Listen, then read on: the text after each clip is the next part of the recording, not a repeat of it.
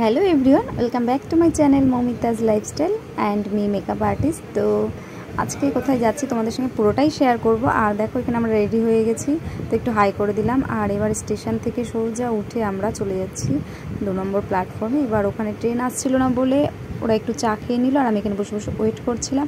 আর এই দেখো মেয়েকে নিয়ে নামবো বলে তাড়াতাড়ি বলছিলাম নাম। এবার দেখো কোথায় চলে আসলাম, ব্যারাকপুর।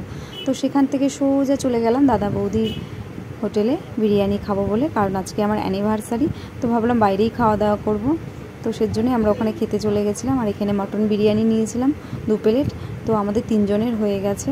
মেয়ে তো পুরো 1 প্লেট খেতে পারে না, তাই আমরা 2 প্লেটই নিয়েছিলাম, তার সাথে কোল্ড ড্রিঙ্কস। তো যাই হোক ওখানে খাওয়া দাওয়া করে তো সোজা অটো ধরে আমরা চলে গেলাম।